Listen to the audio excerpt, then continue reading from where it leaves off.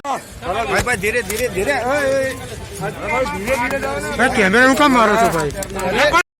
नमस्कार, आप देख रहे हैं पब्लिक लाइव न्यूज और आपके साथ हूं राजेश विश्वकर्मा। एक बड़ी खबर की शुरुआत करते हुए आपको बता दें, सूरत शहर के अंदर एक महीने के अंदर 4 ऐसे कोर्ट के जो नतीजे आए हैं वो बेहद चौंकाने वाले हैं। जी हां, आपको बता दें, छोटी बच्चियों के साथ हत्या और दुष्कर्म को अंजाम देने वाले जो दोषी हैं उन्हें कोर्ट ने आजीवन कैद की सजा भी सुनाई है और फांसी की भी सजा सुना दी गई है। ये बेहद जो चौंकाने वाली जो ये घटना है और एक असमंजस में डालने वाले लोगों के मन में जो अपराधी हैं उनके अंदर डर पैदा हो, उसके लिए ये सारे जो चुकादे हैं, नतीजे हैं जो अब तक आए हैं, वो बेहद लोगों को आज कोर्ट और जिस तरह से लॉ एंड ऑर्डर है उस पर विश्वास एक बार फिर जगता दिखाई दे रहा है। ऐसे में आपको बता दें कि आज एक और जो नतीजा है कोर्ट का वो सामने आया है। सूरत शहर के हजीरा इलाके में हत्या और दुष्कर्म मामले में आज कोर्ट ने एक एक्यूज को आजीवन कैद की सजा सुना दी है। उसी मामले में हमारे साथ सरकारी एडवोकेट नयन शुकरवाला सर हमारे साथ मौजूद है। उनसे ही जानेंगे कि क्या कुछ मामला या आज कोर्ट द्वारा जो नतीजा आया है वो किस तरह का नतीजा आया हुआ है। जी सर। जी हाँ, आपने जो बताया कि सूरत शहर में पिछले 1.5 महीने में कुल 4 केसों में जो केसों में बच्ची के साथ बलात्कार हुआ था, किसी में बलात्कार और उसके बाद मर्डर हुआ था, वो talk of the town cases जो थे उसमें कई 2 केसेस में एक्यूज़ की रिमेनिंग लाइफ तक उसको जेल में रखने की सज़ा सुनवाई है और बाकी के 2 केस में कैपिटल पनिशमेंट की सज़ा भी सूरत की कोर्ट ने सुनवाई है। और ये नतीजा, ये जजमेंट अच्छा है, चौंकाने वाला मैं नहीं बोल सकता हूँ। It is very good judgement, क्योंकि इस जजमेंट से वैसे न्यायतंत्र के प्रति लोगों को भरोसा है, मगर ये भरोसा में और बढ़ोतरी होगी। दूसरा, ये जो नतीजे आए बहुत स्पीडी ट्रायल हुई, कोई 5 दिन में ट्रायल ख़त्म हुई, कोई 21 दिन में हुई और आज वाला जो है विद इन से कोई 21 दिन में हुई और आज वाला जो है विद इन 6 मंथ्स, 6 महीने के अंदर अंदर ही इसका चुकादा आ गया। तो ये स्पीडी ट्रायल के तहत लोगों को कोर्ट के प्रति उनका विश्वास और बढ़ जाएगा और साथ साथ समाज में जो इन छोटी बच्चियों को जो लोग टारगेट बनाते हैं अपनी हवस पूरी करने के लिए, उनके साथ जो दरिंदगी करते हैं उसमें रुकाव आएगा। उसमें ये कार्यवाही जो दरिंदगी है उसके दरिंदों के मन में एक कानून का डर भय पैदा होगा।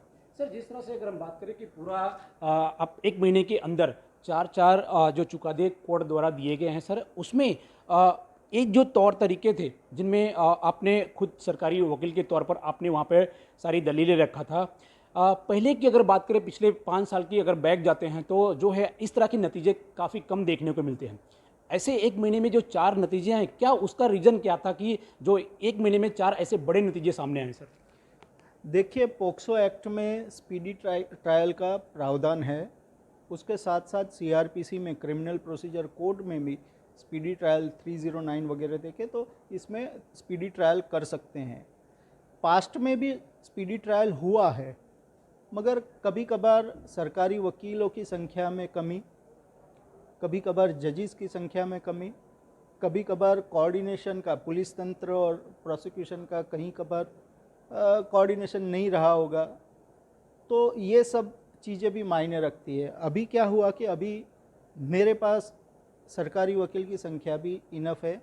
नॉट ओनली दैट, मैंने गवर्नमेंट से और डिमांड भी की है, रिक्वेस्ट की है कि मुझे और 5-6 सरकारी वकील दें ताकि मैं और स्पीडी ट्रायल ख़त्म कर सकूं और लोगों को जल्दी न्याय दिला सकूं।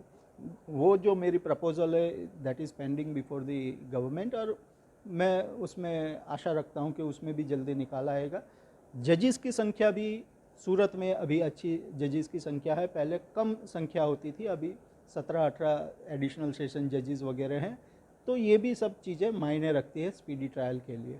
सर, खासतौर पे बात करें तो हजीरा में जिस तरह से जो घटना बनी थी, बच्ची के साथ पहला दुष्कर्म और हत्याएं हुई हैं, उसको लेकर जो जजमेंट आज आया हुआ है, उसको लेकर क्या कुछ कहेंगे? किस तरह की दलीलें हुई थी, अपोजिशन में किस तरह की दलीलें हुई हैं, और जज का जो ये पूरा आया हुआ है तो उसमें जज ने उसको फांसी की सज़ा जो सुनाई है, आजीवन कैद की सज़ा, उसमें जो है किस तरह का दलील आपकी ओर से की गई थी सर?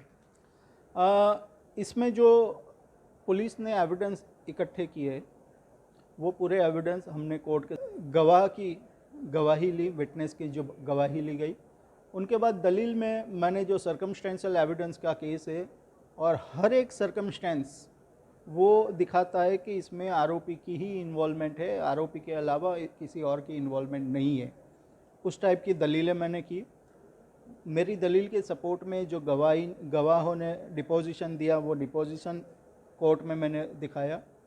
इनके अलावा डीएनए टेस्ट, मेडिकल एविडेंस वो भी मेरे सपोर्ट में था। तो ये सब चीज़ें मैंने कोर्ट के समक्ष रखी थी और मेरी दलील मान के कोर्ट ने मेरी दलील मान के और जो एविडेंसेस पुलिस ने कलेक्ट किए थे वो एविडेंस में से विश्वास पैदा हो ऐसा एविडेंस था, तो आरोपी को कसूरवार ठहराया गया है। सर, जो जिस तरह से आजीवन कैद की सज़ा जिसमें सुनाई गई है उसको लेकर इसमें अदालत का क्या रोल रहा है और पुलिस लॉ एंड ऑर्डर का क्या कुछ रोल रहा है इस पूरे मामले को लेकर? नहीं, अदालत तो जो अदालत के समक्ष एविडेंस आता है उसका मूल्यांकन करके ही जजमेंट देते हैं और मैं पूरा जजमेंट अभी पढ़ा नहीं हूँ क्योंकि अभी ही उस प्रोनाउंसमेंट हुआ, मगर मुझे लगता है कि जज ने पूरा मूल्यांकन करके जजमेंट दिया है। ये जहाँ तक पुलिस की बात करें, पुलिस ने भी जो best out of the best available evidence थे वो कलेक्ट करके कोर्ट के समक्ष रखा। हालांकि मैंने दलील में भी यही कहा है कि पुलिस के पास जो best out of best evidence था वो कोर्ट में पेश किए गए, क्योंकि जहाँ पर ये बनाव वो एकांत जगह थी, वहाँ पर हम ये नहीं सोच सके कि वहाँ सीसी कैमरा होगा, ये है वगैरह। तो जो एविडेंस पुलिस ने कलेक्ट किए वो नेचुरल एविडेंस है, कोई गॉटअप एविडेंस नहीं है, और उसमें से विश्वास भी पैदा होता है, क्रेडिबिलिटी भी है वो एविडेंस की।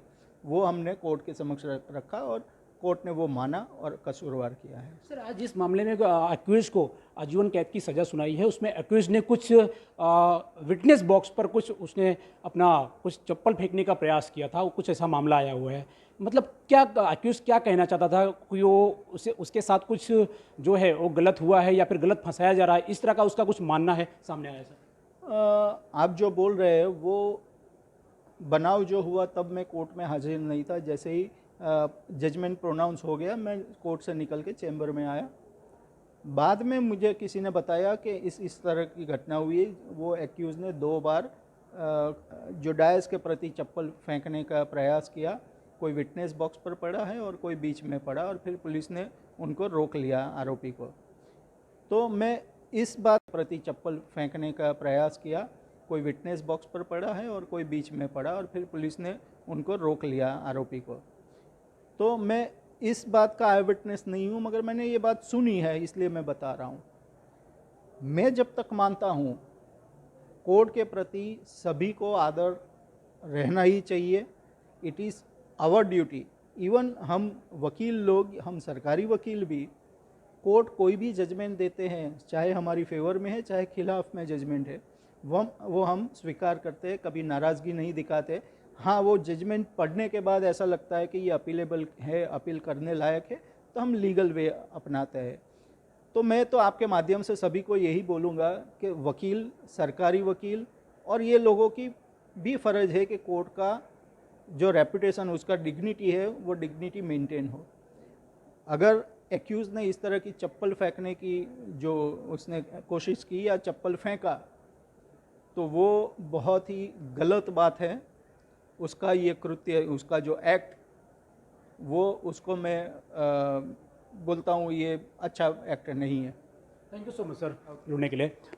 तो ये गवर्नमेंट वकील सुकट नैनवाला थे, जिन्होंने 1 महीने के अंदर, आपको बता दें, ऐसे 4 केसों में खुद की दलील करते हुए अब तक 4 दोषियों को जिस तरह से सज़ा कोर्ट ने सुनाई है वो एक बेहद नतीजा माना जाता है, क्योंकि सूरत शहर एक स्मार्ट सिटी है और यहाँ पर डायमंड और टेक्सटाइल का जो हब है वो बेहद माना जाता है। और यहाँ पर काफ़ी ज़्यादा में बिजनेस मैन भी यहाँ पर आते हैं और जहाँ पर श्रमिक काफ़ी ज़्यादा जो इलाके में है वहाँ पर कहीं ना कहीं छोटी बच्चियों को अपना शिकार जो बनाते हैं, दरिंदे जो उनकी नज़र होती है उसको फिर से जो दरिंदे उनकी नज़र ना पड़े, यही वजह है कि सूरत सेशन कोर्ट ने लगातार अब तक जो दोषियों को सजा सुनाया है वो बेहद लोगों को पसंद आ रहा है। और साथ साथ में देश की जनता और गुजरात की जनता यही चाहती है कि सूरत एक हब है जहां पर संस्कृति है, जहां पर लोग जो है काफ़ी महिला सुरक्षित है को लेकर जो है कई बार जो है जो सरकार है, केंद्र सरकार लगातार प्रयास कर रही है। यही है कि छोटी बच्चियों के लिए जो पोस्को एक्ट बनाया गया उसके तहत भी अब तक कई सजाएं हो चुकी हैं, कई को दोषी माना जो है बरकरार रखा है। तो ये खास बात बेहद है कि इसमें सरकारी वकील और इसमें अगर हम बात करें पुलिस की तो लॉ एंड ऑर्डर का भी काफ़ी अहम रोल रहा है, पुलिस की काफ़ी मदद रही है, जिसकी वजह से यहाँ तक नतीजा जो आया है वहाँ तक पहुँचे हुए हैं। तब देखना होगा कि आगे भी जो ट्रायल चल रहे हैं उसमें कितनी जल्द नतीजा आता है, ये देखने वाली बात होगी। सूरत से कैमरामैन सुमित राजपूत के साथ Rajesh Vishwakarma, public live news, सूरत।